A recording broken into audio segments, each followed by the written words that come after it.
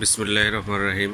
প্রিয় স্বতন্ত্র ইবতেদায়ী মাদ্রাসার শিক্ষক ভাই বোনেরা, সবার প্রতি সালাম, আসসালামু আলাইকুম। আজকে একটা বিষয় নিয়ে কথা বলবো, সেটা হচ্ছে কেন এত আন্দোলন প্রয়োজন। যে আমাদের কিছু সাধারণ শিক্ষকের পক্ষ থেকে 19 তারিখে একটি প্রেস ক্লাবের সামনে অবস্থান কর্মসূচি এবং তাদের দাবি দাওয়ার বিষয়ে আন্দোলন করতে চাচ্ছে। তো এই বিষয়টা যেমন একটা ভাববার বিষয়, তেমনি যদি কিছু কথা বলি যে কেন এই আন্দোলন প্রয়োজন, কেন বিভাগীয় সমাবেশ প্রয়োজন। বিভাগীয় কর্মসূচি চলতেছে আজকে ইবতেদায়ী শিক্ষা উন্নয়ন বাংলাদেশের পক্ষ থেকে। বরিশাল বিভাগীয় সমাবেশ চলছে এবং শেষ। তো এই 3টি বিভাগের সমাবেশ শেষ করলো ইবতেদায়ী শিক্ষা উন্নয়ন বাংলাদেশ। এবং বেশ এই মাসের 13 তারিখে একটা কর্মসূচি ছিল ঐক্য জোটের বা সমিতির পক্ষ থেকে, যে প্রেস ক্লাবের সামনে অবস্থান কর্মসূচি মানববন্ধন ছিল। তো সেটা স্থগিত করাতে সাধারণ শিক্ষকরা অনেক হতাশ হয়ে গেছে। কেন এটা করলো, এটা মিশ্র প্রতিক্রিয়া তাদের মধ্যে দেখা গেছে। তো সেই মিশ্র প্রতিক্রিয়া থেকেই 19 তারিখে যে আন্দোলন সাধারণ শিক্ষকদের ব্যানার সম্ভবত করবে। তো এটা কেন প্রয়োজন আমাদের কারণেই, বা সরকারের পক্ষ থেকে সঠিক রোডম্যাপ বা দিক নির্দেশনা না পাওয়াতে। যেমন 2-3 দিন ধরে একটা পোস্ট ভাইরাল হচ্ছে যে একজন বলছে যে অনুদানবিহীনদের জন্য মিনিস্ট্রি অডিট হবে, প্রস্তুত থাকুন। সেম টাইমে আরেকটা পোস্ট থেকে সেও কেন্দ্রীয় নেতৃবৃন্দ, দাবিদার দুজনেই। তো তাদের আরেকজন পোস্ট থেকে শুধু অনুদানভুক্ত প্রতিষ্ঠানের মিনিস্ট্রি অডিট হবে। তো এই মিশ্র প্রতিক্রিয়া থেকে কার কথা সাধারণ শিক্ষকরা বিশ্বাস করবে, এমন জায়গা থেকে তারা হতাশ। তো আমাদের গভর্নমেন্টের সঠিকভাবে তথ্য আমাদের প্রদান করতে পারছে না স্বতন্ত্র ইবতেদায়ী মাদ্রাসার। তো এইটা একটাই কারণ যে বিগত অনেক সরকারই এই স্বতন্ত্র ইবতেদায়ী মাদ্রাসাকে কথা দিয়েছে, এমপিও জাতীয়করণ যেটাই দিক, কিন্তু তারা বাস্তবায়ন করে নাই। যেমন মার্চ মাসের ভিতরে গেজেট পাস হওয়ার কথা ছিল, নীতিমালা, সেটা হয় নাই। সাধারণ শিক্ষকতা হতাশ হওয়ার বেশ কিছু রিজন বা কারণ আছে, সেই কারণে তারা হতাশ। তারা এখন আন্দোলনমুখী হতে যাচ্ছে বা হবে। একটাই কারণ, তারা সঠিক কোনো তথ্য পাচ্ছে না, বা সঠিক কোনো কথার যে বাস্তবায়ন সেটা পাচ্ছে না। এই কারণে সাধারণ শিক্ষকরা হতাশার থেকেই আন্দোলনমুখী হতে যাচ্ছে। যে কোনো বিষয়ে সাধারণ শিক্ষক যারা ইবতেদায়ী শিক্ষকতা করেন বা করছেন 40 বছর যাবৎ, তারা আন্দোলনমুখী না। তারা চায় তাদের সাথে যে কথা দেওয়া হয়েছে, কমিটমেন্ট দেওয়া হয়েছে, সেটা রক্ষা হোক। এইটুকুই জাস্ট। আর এইটুক হইতে কী কারণে যে বাধা হয় বা স্বাক্ষর হয়েও কার্যকর হয় না, কথা দিয়ে কথা রাখে না, এইটাই সাধারণ শিক্ষকদের জানার বিষয়। এখন সাধারণ শিক্ষকরা বলবেন যে হবে, হচ্ছে। এটা তো হচ্ছে সেই 2005 সাল থেকে, বা তার আগে 98 সাল। আমি দেখলাম বেশ কিছু পেপারস আছে, তখন কথা দিয়েছে ইবতেদায়ী শিক্ষকদের এমপি হচ্ছে। সর্বশেষ 2018 সালে হয়েছিল সর্বশেষ, যেটা এই বৈষম্য বিরোধী ছাত্র আন্দোলনের মাধ্যমে যে সরকার আসলো, আস্থার সরকার, বিশ্বাসের সরকার, সেই সরকারও যে এসে কথা দিল, সেই কথাটাও আজকে 28 জানুয়ারি থেকে আজকে মে মাসের 17 তারিখ এই পর্যন্ত কোনো বাস্তবায়ন বা কোনো সঠিক কোনো পদক্ষেপ আসে নাই। এর ভিতরে 2-3টে জরিপ হয়ে গেছে, তারপরও জরিপ কেন এখন আসতে পারে। তারপরও সাধারণ শিক্ষকদের হতাশার কথা বিভিন্ন নেতৃবৃন্দ থেকে সংখ্যা নিয়ে কোনো নেতৃবৃন্দের কাছে সরকার না নিয়ে, সরকার তো ব্যান বেস, ডাটা বেস এবং কি অনেক তথ্য, স্টাডি রিপোর্ট আছে, তারপরে এই যে গুগল ডক্সের রিপোর্ট আছে, এগুলো রিপোর্ট নিয়েও তো সরকার কাজ করতে পারে। তো সংখ্যা নিয়ে সাধারণ শিক্ষকদের মূলা ঝুলানো হয়, বা বলে 12,000, 9,000, 16,000, 15,000, এই কারণে হচ্ছে না। এত বিভ্রান্তমূলক তথ্য যখন সাধারণ শিক্ষকরা পায়, তখন বুঝতে পারে যে আবারও সেই একই ফ্যাসিস্ট আমলের কার্যকলাপই শুরু হচ্ছে।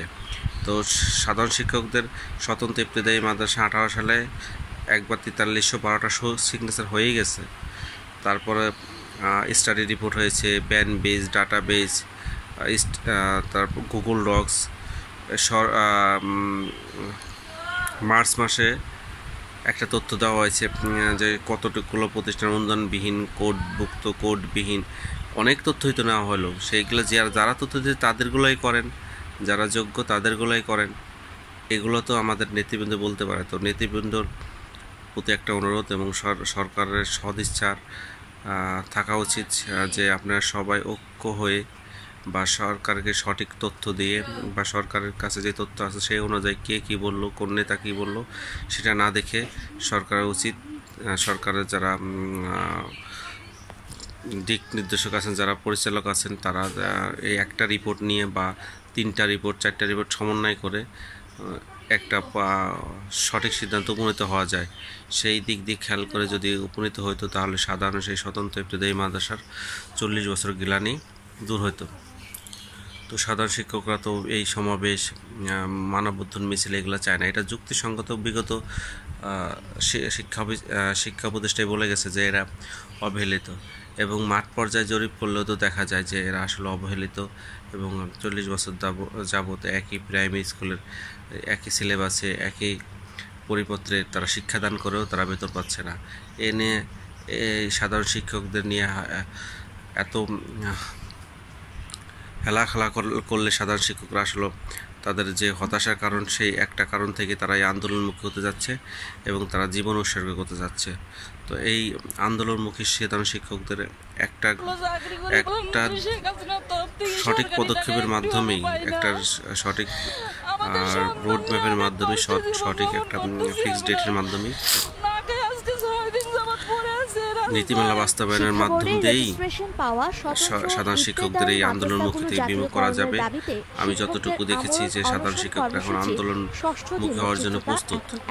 যে কেন আমাদের সাথে এই আচরণ করা হয়, কেন বারবার এই স্বতন্ত্র ইবতেদায়ী মাদ্রাসার সাথেই কেন এমন আচরণ করা হয়, এমন কথা বলা হয়, কথা দিয়ে কথা রাখা হয় না।